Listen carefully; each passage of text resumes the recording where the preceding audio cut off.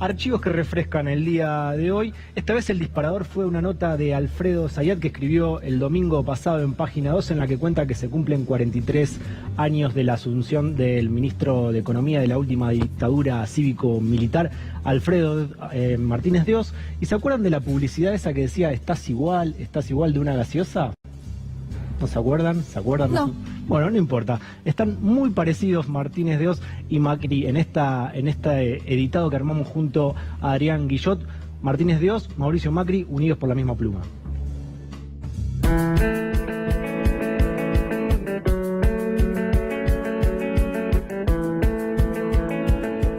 Hagan esta transición de estos dos sistemas tan opuestos, el uno y el otro, de una manera lo más suave posible, sin brusquedad, sin saltos grandes.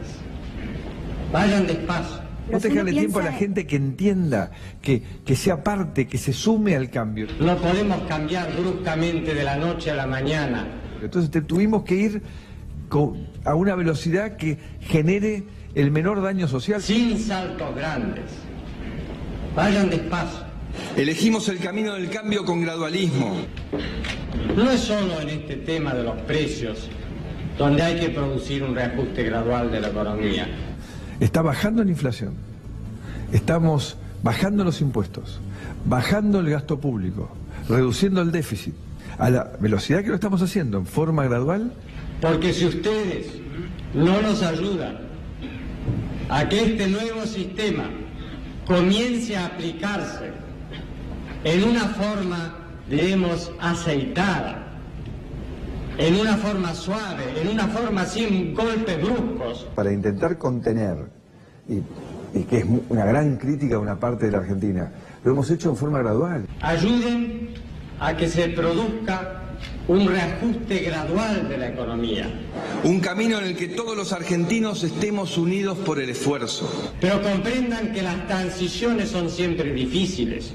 Que todas las transiciones son difíciles, pero este punto de partida es especialmente difícil.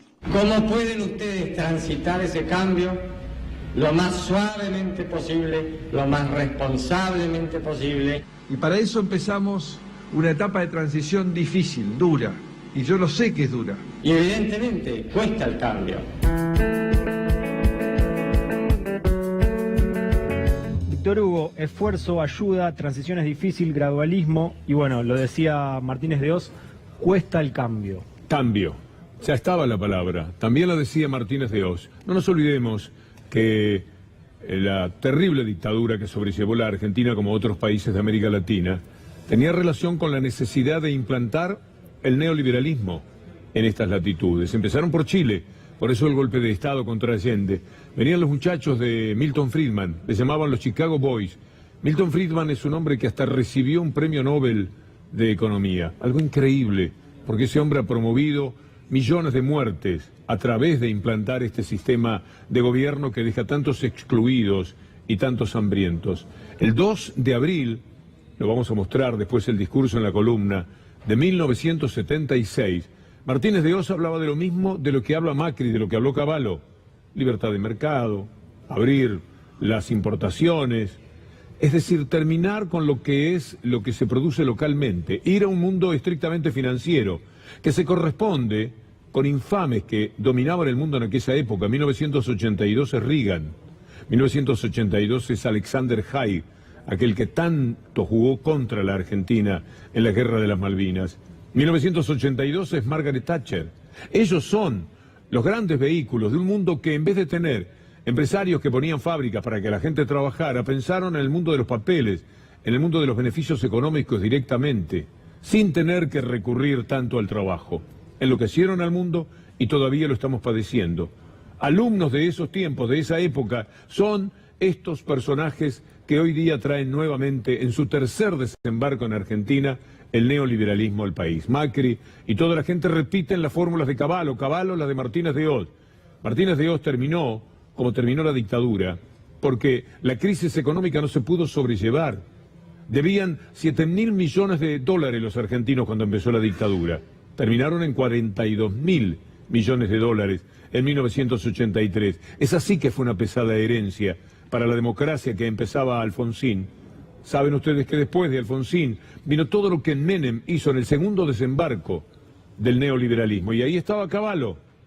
Y ahora, después de esa etapa terrible afrontada por los argentinos, llegó Macri.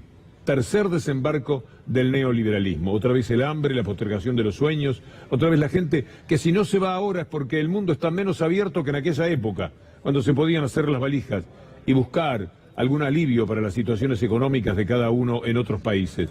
Hoy ya esto es más difícil porque de verdad el mundo está un poco más complicado, Julia. Sí, Víctor Hugo, yo quiero agregar, en tiempos de CEOs, en donde está legitimado que una gran cantidad de especialistas que vienen de las empresas pueden ocupar cargos gubernamentales, que Macri ya sabemos, pero Martínez de Oz provenía de ser CEO, en aquel momento gerente general de una empresa importante, que en aquel entonces era Sindar, y lo primero que hizo cuando llegó a la gestión, en el caso de la dictadura cívico-militar, es darle un crédito a la propia empresa de la cual provenía, para poder, bueno, violar normas respecto de concentración económica sectorial, y persiguieron una gran cantidad de empresarios pymes bajo el delito de subversión económica, con gente al frente de la CNV, de la Comisión Nacional de Valores, cerrando empresas para que las puedan comprar otras, con lo cual, digo, es la ortodoxia económica, es el liberalismo, pero también es la violación de una gran cantidad de normas en aquel entonces. Los hermanos Yacarino han publicado un libro en el cual uno vive el espanto de lo que le hicieron a ellos. Yo estuve en el infierno, en Avellaneda, donde estuvieron presos y le hicieron firmar la entrega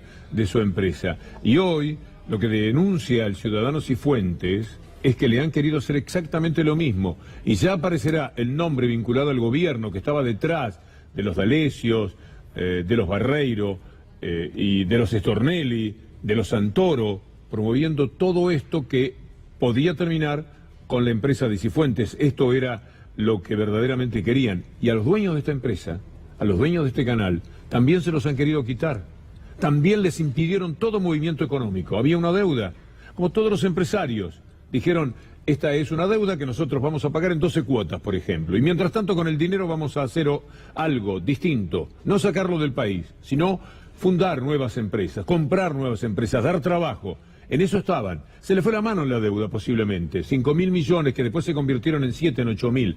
Pero en una empresa que manejaba, porque no era C5N, sino todas las empresas que tenían estas personas, de Sousa y Cristóbal López, que podía facturar 50.000 millones de pesos. Entonces la deuda estaba correspondiéndose con lo que esas empresas podían generar. Se las han querido quitar. La persecución de Clarín, el interés que han tenido algún otro canal para quedarse con la empresa a precio vil, lo que se intentó hacer por alguien que se puso en esta empresa, que fue quien me echó en su momento, y que terminó mal, por suerte, para la continuidad que ha tenido la empresa. Así proceden, se parecen mucho en algunos sentidos. Es bueno el recuerdo que trajo Julia Estrada sobre cómo roban empresas en las épocas autoritarias.